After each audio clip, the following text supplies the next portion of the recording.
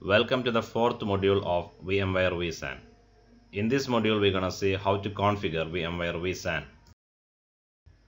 The main objective of VMware vSAN configuration module is to identify physical network configuration requirements for VMware vSAN, and also we will see how to configure VMware vSAN and how we can configure a vSAN cluster, and finally we will test and validate our vSAN configuration and functionality is ready to handle our workloads.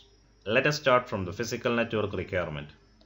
The first thing is each host must have 1 gigabit Ethernet for hybrid configuration and 10 gigabit Ethernet for all flash configuration. But it is highly recommended to go through 10 gigabit Ethernet for all connections, and you can use network IO control to share the bandwidth or to reserve bandwidth for vSAN and other production networks. And VMware vSAN supported over layer 2 or layer 3 network. Enabling multicast was a requirement for previous releases, but from VMware vSAN 6.6 and 6.7 you don't need to enable VMware vSAN. Actually this will create some traffic, but these days as we have availability of 10 gigabit Ethernet, it is not a big deal. Jumbo frames are supported, so from the test have conducted, it is realized that there is a performance improvement of 15% when you have a jumbo frames enabled, and if you have multiple network interface you can team together. That is also supported in VMware vSAN. Now let us see what is the virtual switch requirement for vSAN. vSAN is supported for both VSS and VDS switch. Okay, so you can create a vSAN network over a standard switch or a distributed switch. Both are supported. But when you buy vSAN, the VDS license is already included. Then it's mostly recommended to go through VMware distributed switch, virtual distributed switch, because if you have a virtual distributed switch configured for vSAN, then you can utilize network IO control to reserve bandwidth for VMware vSAN network and also for the other production networks. So by this way you can manage the bandwidth properly. Like we do for VMware vMotion, we need to create a VM kernel port for VMware vSAN on each host along with the distributed switch. Following are the firewall requirements for VMware vSAN, including EXSI and vCenter. The first step when it comes to the configuration of VMware vSAN is to configure VMware vSAN network. You have two options or two methods to configure VMware vSAN network. Either you can use a dedicated 1 gigabit or 10 gigabit network for VMware vSAN based upon the all flash or hybrid configuration, or you can go for a aggregated to 10 gigabit network and you can share with network IO control for the vSAN bandwidth and for other production network bandwidth also. So what you're seeing on the screen now is a dedicated network for VMware vSAN, either 1 gigabit or 10 gigabit network, and a dedicated 1 or 10 gigabit network for other network including management, production and other networks included in your environment. The second option is to aggregate the available network. For example, if your server have two 10 gigabit Ethernet network cards, you aggregate this network and create a VMware distributed switch for vSAN network.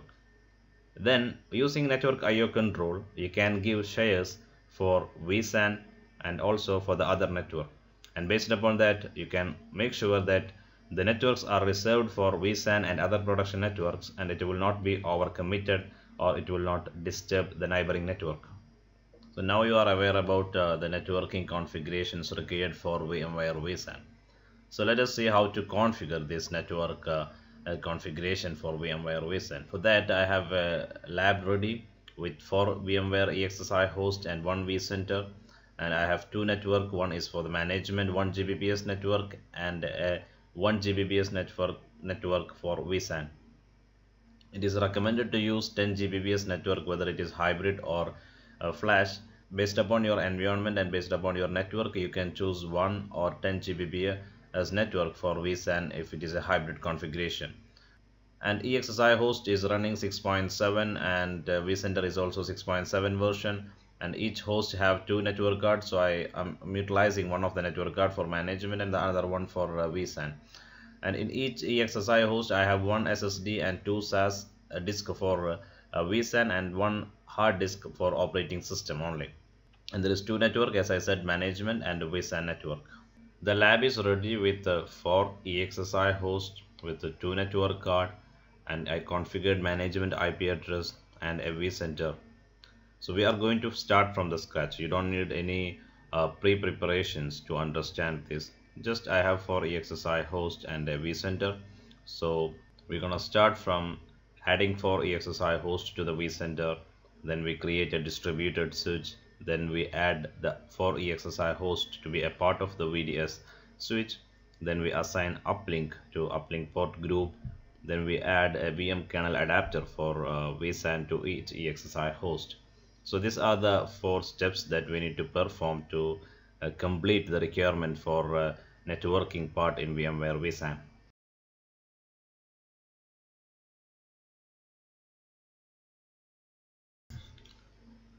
Log into VMware vCenter, right click vCenter and create a data center.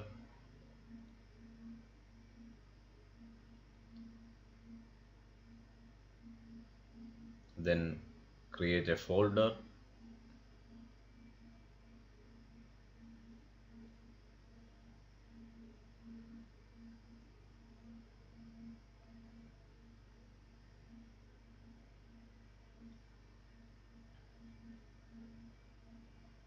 Then click add host.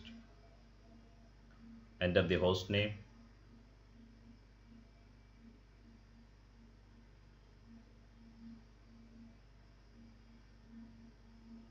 Enter the credentials.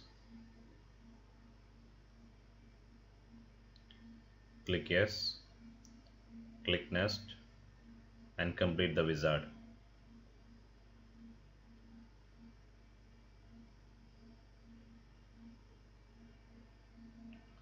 Do the same for the other 3 hosts also.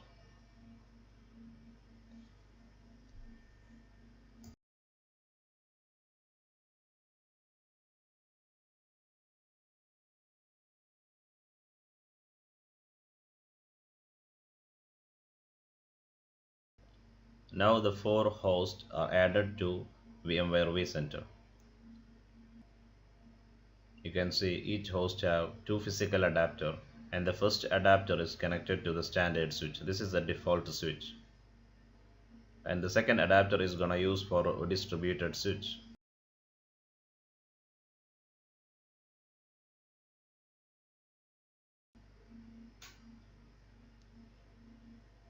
To create a distributed switch, now go to the networking, right click on the data center and click new distributed switch.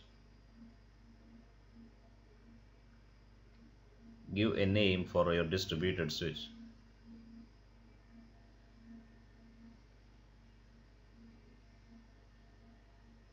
Select distributed switch version. Choose the number of uplinks you need. I just put 16. Based upon your requirement, you can put it. And when you create a distributed switch, it's default to create a port group. So if you want to change the name, you can do it here. Then click next. You can see the suggested next actions are if you want a new distributed port group, you can go and add a new distributed port group, but we already created a default port group. Then add and manage host. Right click on the vDistributed switch and click for add and manage host. Select add host. Click on new host. Then select all 4 EXSI hosts. Then click OK. Then click next. Now you can see each host is listed with 2 adapters, 2 physical network cards, and the first one is in use by vSwitch 0 and the second one is free. So I'm going to assign this to the uplink. So select one of the VMNIC and click assign uplink. Here I click apply this uplink assignment to all hosts. So now you can see all the EXSI host second adapter is connected to uplink 1 and that is the distributed vSAN switch we just created.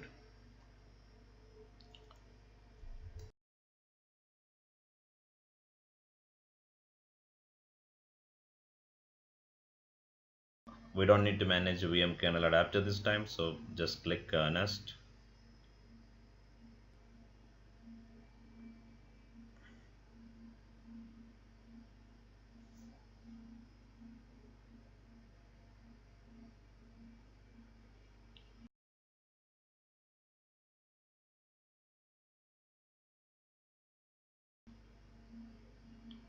Now we added all EXSI hosts to a distributed switch.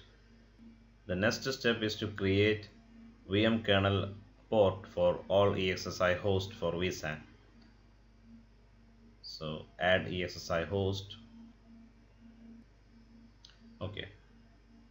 Now select VM kernel adapter. The available services you can say vMotion, fault tolerance management. The service we're gonna install, we're gonna configure is vSAN. So click vSAN. Then click Nest. Now assign IP address for each VM kernel port adapters.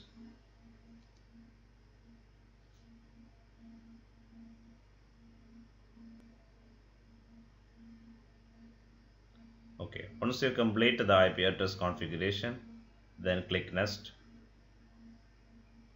then Finish. Now the requirement from the network side for VMware vSAN has completed. Before we go to the cluster configuration, I think it's good to have a look on the distributed switch. What we did in the distributed switch is that we just created a uplink port group with all the second network card of EXSI host. So we have 4 EXSI hosts, and the first one by default it is used for standard switch for VM network. So the second network card, we took all the second network card of EXSI machines, then we created a uplink port group, then we assigned this network card into that uplink port group. So now all these network cards became a part of the distributed switch. Then from the vCenter we are managing these networks. So this is how distributed switch working. Next step is to configure vSAN cluster. Right click on the vSAN main folder, click for a new cluster, then give a meaningful name.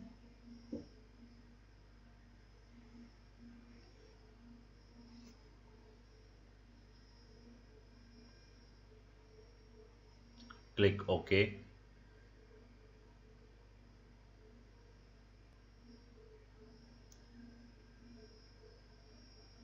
Now add all hosts to the vSAN cluster. You just need to drag it to the cluster folder.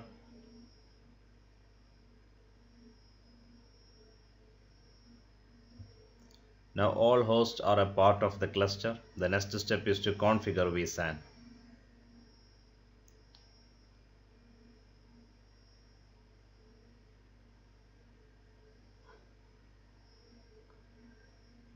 Next step is to configure vSAN. For that, right click on the cluster and click vSAN configure. Here you can see there is 3 type of clusters available: single site cluster, 2 host, or structured cluster. The other 2 we will discuss later. For now, go for a single site cluster.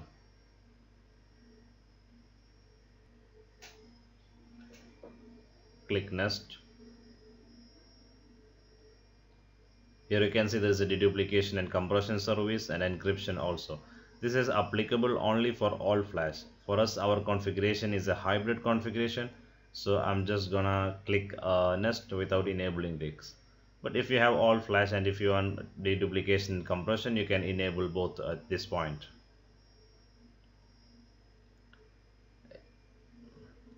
Now we're gonna claim the disk. Each host have 3 disks available, so total 12 disks.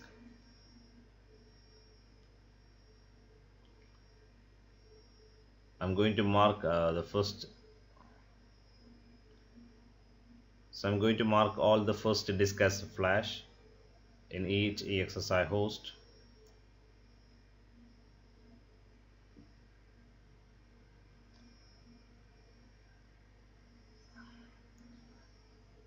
Then select the marked hard disk as a cache tier. Okay, now you can see the claimed cache storage is 80 GB, and all other hard disk will go for capacity. So I have one hard disk for capacity, sorry, one hard disk for cache and two hard disks for capacity for each EXSI host. So 80 for cache and 160 GB for capacity tier. So you can see the configuration is correct. I didn't miss anything. So click next. Then this is regarding the fault domain. We will discuss this later.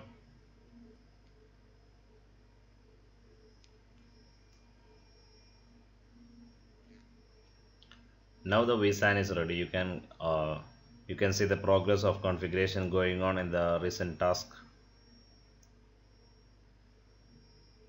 and also the capacity is also progressing at the vSAN site. You can see the data store capacity is progressing.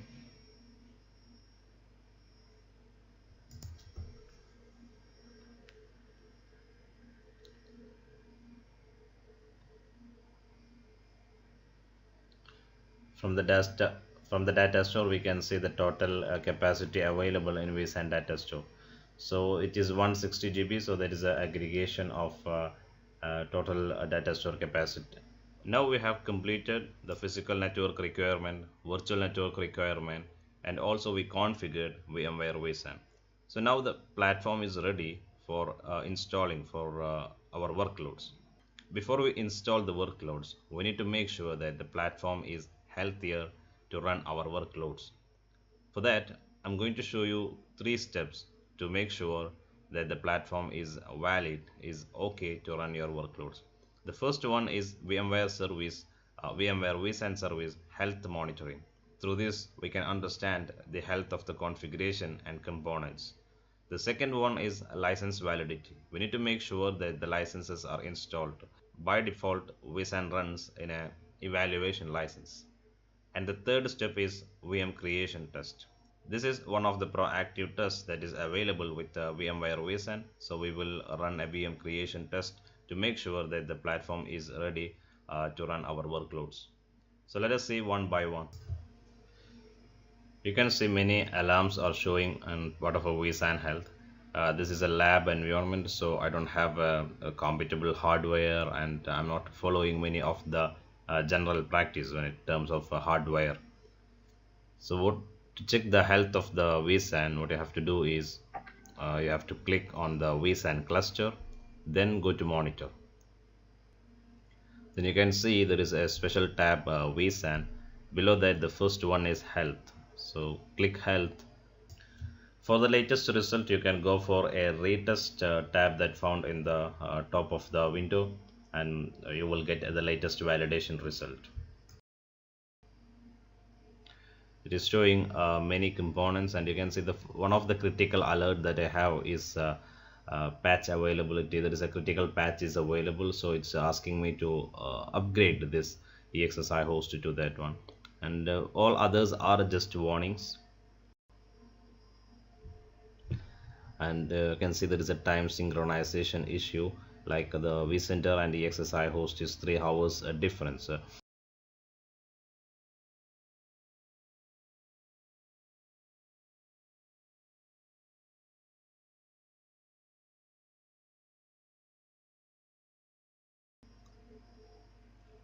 And it's asking that my vmware.com login credentials are not set. So following are the unhealthy issues that I'm facing with VMware vSAN. As this is a lab environment, it is fine, but in a production environment you have to go through one by one and make sure. The second one is the licensing. You can see my license is evaluation license, so you have to make sure that you assign the proper license once you complete the configuration. Next is a proactive test in which we run a VM creation test for this vSAN data store. You can see there is one VM creation test is there. You can just click run to see the VM creation test result. This will be finished in 20 to 40 seconds. It will not take much time. I think you might saw a flashing of VMware virtual machines, and it seems the test has passed. It means all the EXSI hosts are ready to run your workloads. These are some of the validation that you need to run and make sure that the VMware vSAN environment is ready to run your workloads. So what we learned in this module is to configure a vSAN network and to configure a vSAN cluster, and we tested our vSAN cluster data store. Till now we didn't create a virtual machine in this data store, and also we didn't talk about VMware vSAN storage policies. So the storage policies is going to define the high availability of virtual machines and performance also in the vSAN data store. So in the next module we're going to talk about all these things.